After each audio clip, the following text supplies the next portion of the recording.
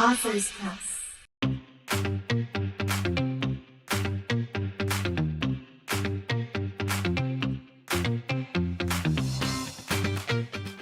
Hello, everyone. Welcome to today's author interview. I'm Gab from Authors Press, and I'll be your host. We are thrilled to have Theodore Obenchain with us, author of From Darkness to Sunrise, One Man's Natural Epiphany. Without further delay, let's dive into the conversation with Theodore. Hi, Theodore. Can you tell Hi. us a little bit about yourself? What inspired you to become a writer? Okay. I took on writing late in my career here. I practiced neurological surgery, clinical neurosurgery for almost 40 years. When I got out of that in around 2008, I was bored to death and I was looking for something to keep me occupied in some healthy fashion. And after surveying several different things, I decided that the best thing for me to do would be to enroll in a 2-year master's fine arts program at a university in Boston, Massachusetts. I did that and majored mainly in what I would call creative nonfiction, and that solved my difficulty in terms of being bored with life at that point. I could research and I could write as much as I want. I've always been interested in medicine, and my main topic for research was the history of medicine, some aspect of the history of medicine. So that's how I got here. I've been writing for close to 10 years. I have written 5 books, three of which I have had published formally, 2 others that I'm still undecided as to whether or not I want to actually go ahead and get them published or not. So I think that explains pretty much why I did. I was introduced to natural science early in my college career. Like in my first year, I took courses in zoology, comparative anatomy, genetics, embryology.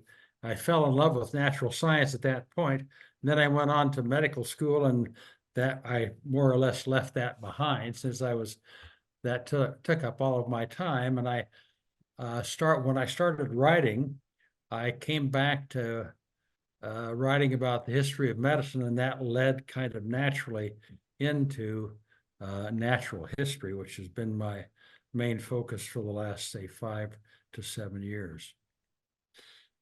That's inspiring. Thank you. Without giving too much away, can you tell us about your book, From Darkness to Sunrise, One Man's Natural Epiphany? Sure. It is. It's a loosely autobiographical book. This is creative nonfiction. I created main character, both for some privacy and in terms of myself. Plus, I thought it would make for a more interesting narrative. I made him out to be a rock star, earning lots of money, who's heavy into the libertine lifestyle, drinking, doing drugs, and chasing women all over, none of which I ever did. So I plead innocence from that part. But other than that, it's still fairly loosely. In terms of the way we grew up, they're similar. And in terms of, he had a more dramatic fall I would say an existential crisis. I never went through anything quite that severe, but it's the same general thing. I fashioned his fall and going into existential vacuousness and finally coming out of it all over a period of about 1 decade, whereas my own took more like 3 or perhaps even 4 decades to get to where I finally arrived. Very interesting. What was your process in creating the character of Martin, and how much of his story reflects your own experience? As I say, a lot of it reflects my own experiences. He grew up I grew up in a religious, traditionally Christian home, devout parents. I was forced to go to Sunday school and church. I didn't mind it terribly, but I had my parents not been there, I likely would not have done that. Martin was pretty much the same. I made him grow up on a farm in Appalachia, as subsistence farming. He had devout parents that they were what they call primitive Baptists, which was fairly popular in Appalachia at that time, Eastern Kentucky. And he goes along to get along, goes to church. Finally, when he gets to be about 10 or 12 years old, he by chance happens upon a guitar, and that becomes his major pastime. And it's that time that he starts getting into difficulty with resenting having to go to church 3 times a week. And he would much rather do his schoolwork, do what the work chores that he had to do on the farm, and then spend the rest of his time trying to become a better guitarist. And that led to his confrontation with him and his parents in terms of stating that I resent going to church, putting all those hours a week into church. And it's mainly things that I don't really believe all that much in at any rate. I have people teaching me things in Sunday school and church that I think I know probably just about as much about that aspect of religion than the person that's teaching me. He resented mainly the supernatural aspects of religion. In other words, the intuitive, natural theology, he had no trouble with that, nor did I. It's when you try to take on the religious dogma, whether you'd call it supernatural dogma or the aspects of revealed religion, much as you get in the book of Revelation, all the things that defy reason, that's what he objected to. It could be the old warning about burning in hell if you don't behave yourself. If you don't behave yourself, there's going to be a judgment day. They're going to line you up, and somebody's going to say, go to the left, and others go to the right. That seems to be a human construct. It's not something that really is, I feel, nor did Martin feel, that that's a real biblical thing. It's a human construct, a way of getting people to go to church. And much of the other dogma just kind of exploits human fear of the unknown. That's very great. Martin undergoes a significant transformation in his life from religious skeptic to an enlightened individual. What inspired this storyline? Again, it came from my own experience. I had this book in mind for several decades, and the way I finally started doing it, writing it and researching it, was when COVID came along. Suddenly I was a prisoner in my own home. I was living in Denver at the time, and I thought, if ever I'm going to sit down and write such a book, it's going to be now. And it was, I spent more than a year virtually homebound. I would go out and run little errands early in the morning, but the rest of the time I spent at home. And with that, I did most of my research online. I would make rare trips to some library to pick up interlibrary loan material. I ordered books on Amazon, and I did all of my research basically from those 3 sources. I think that's all you're asking. That's beautiful. The book delves into the themes of religion, music, and personal struggle. How have these themes impacted your life and your writing? I think that religion impacted me most. I started objecting to that. I never had any real great confrontation with my parents over it, but I had enough that they suggested that I read a book called Mere Christianity by C.S. Lewis, and I made Martin in the book do the same sort of thing.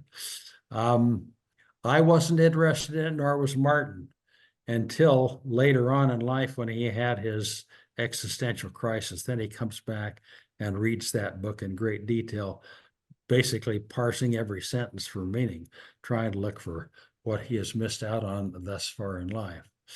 In terms of music, I haven't really, I enjoy all genres of music except, say, rap and some of the modern stuff. I'm just telling my age, but I've always enjoyed country western, and in that same general genre is, so you could say, gospel music. I love gospel, even though I'm not religious in the traditional sense. Gospel music I find very emotive.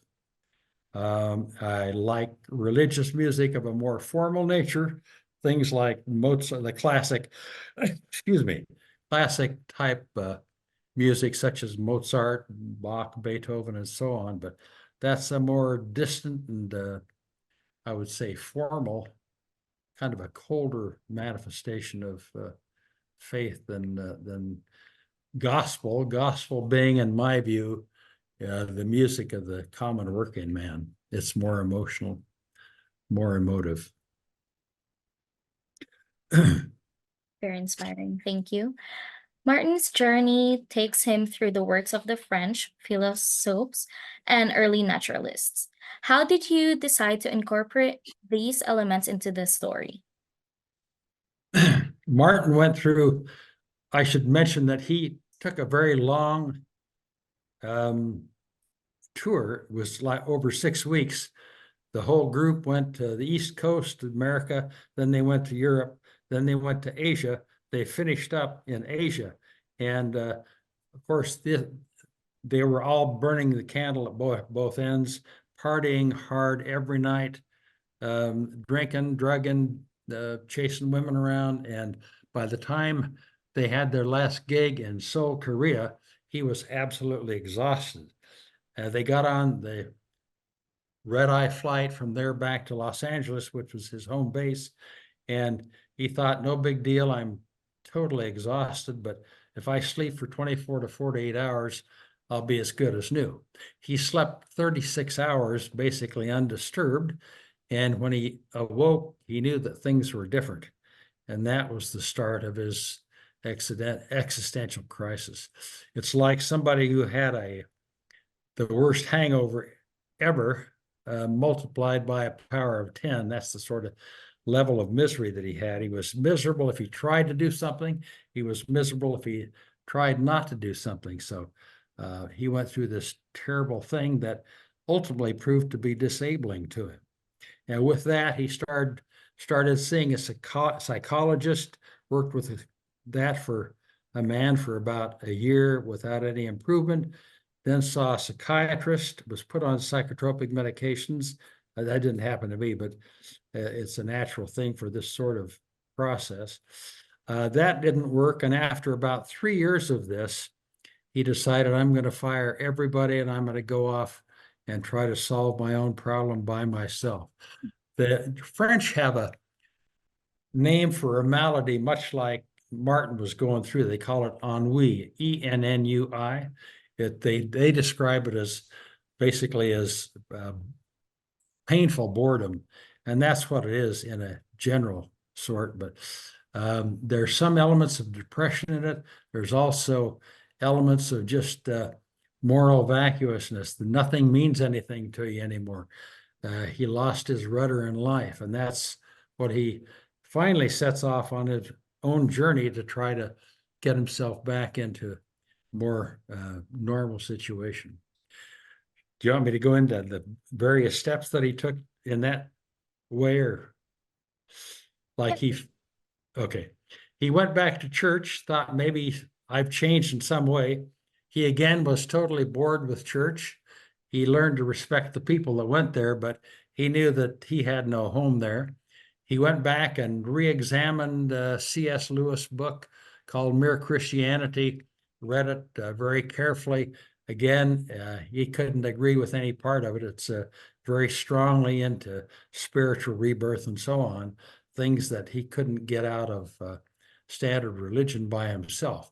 He also explored the Great Awakenings. His parents were primitive Baptists, and the Southeast gained Christian religion, meaning Methodism, Baptists, and Episcopalianism, that all came through evangelical ministers heading out into the frontiers of Kentucky and Ohio and so on. He went back and studied that. That starts in the 1700s and goes well into the 1800s. He was more repulsed by that than anything. There's a huge element of hysteria involved, people getting jerking movements and talking in tongues and having grand mal seizures and things that he found a little on the repelling side. He thought, maybe this religion is good for my parents, but it's not anything that would have any meaning for me. He thought, I'll try one more thing. And at that point, he decided he would start to investigate the so-called great minds, which were primarily the French Enlightenment philosophers. There were some German and some English ones as well, but the French were probably the most dramatic.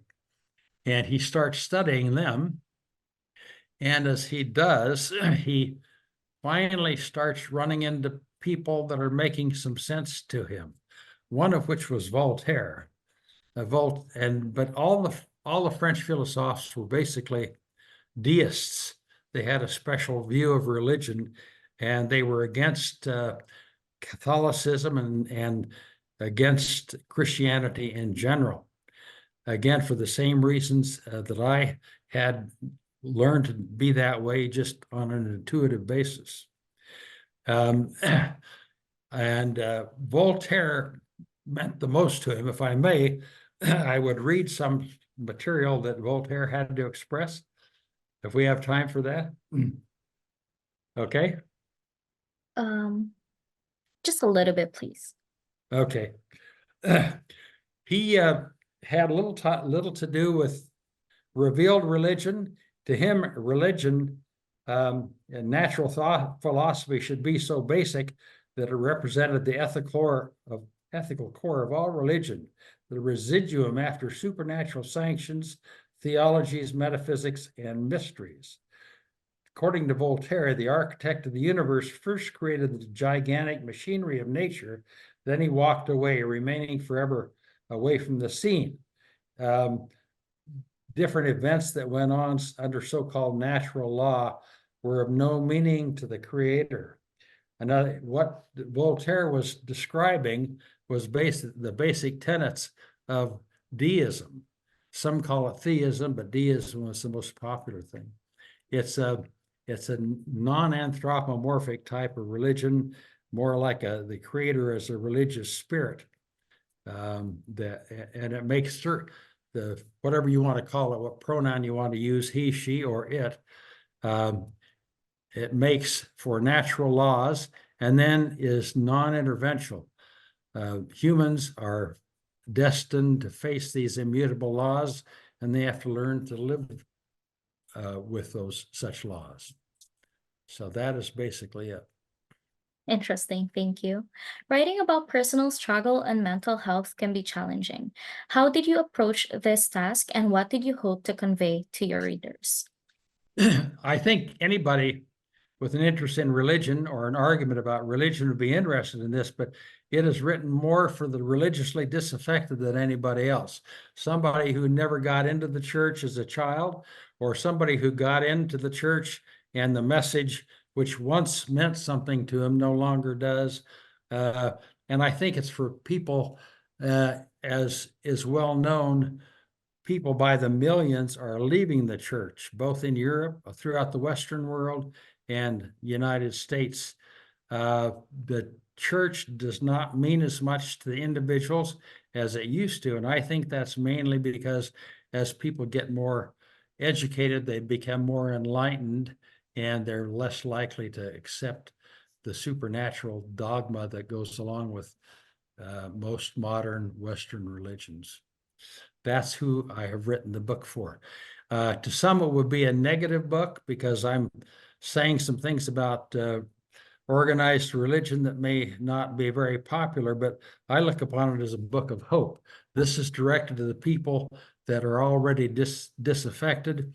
And if they're looking for some sort of meaning in life, if they explore the natural philosophers, and if they bother to take some time and learn about natural science, there's a real salvation within it. Martin discovered that about the time that he finished investigating the philosophers. And without knowing it at that time, he was standing at the threshold of his salvation. It just took him some time to get into the details of natural science before he realized that this was his solution. This was his salvation to what he had been going through for these 6 or 8 years. Those are very important points. Martin's path to enlightenment is through nature and understanding the universe organization.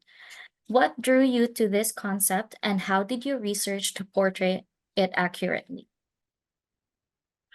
What drew it to me, it's a natural autobiographical thing. I didn't get much vision out of traditional religion. I started looking for other ways.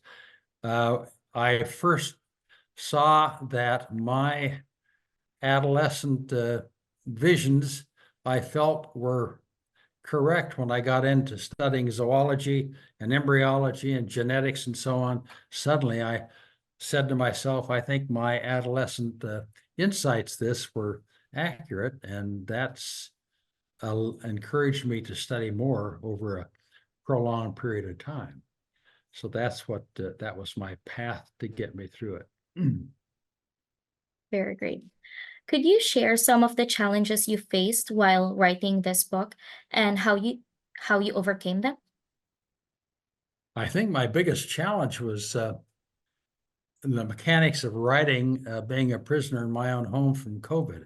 It made it more difficult to get a hold of library materials and to go out and deal with printing and all that sort of thing. The book came to me naturally because it's something I experienced over a matter of decades, so I didn't have any difficulty from that standpoint. It's a matter of, and I didn't find it difficult. It's very gratifying to take a bunch of facts and string them into a narrative that hopefully is of interest enough for somebody to sit down and want to read about it. So you could say that's a hardship or a challenge, and it is, but I took that on happily because that was a pleasurable aspect of that part of writing the book. Very inspiring. Finally, what do you hope readers will take away from Martin's journey and your book as a whole? The message I would like them to take away is that this is a positive thing. If you're one of these people that finds themselves struggling with the meaning in life, this is one way to actually understand the universe and the great organization that is present throughout the globe, the great organization of nature, geology, mineralogy, paleontology, all the organization of animals, the organization of plants. It is a way of gaining a connection with universe and with gaining a strong connection with life that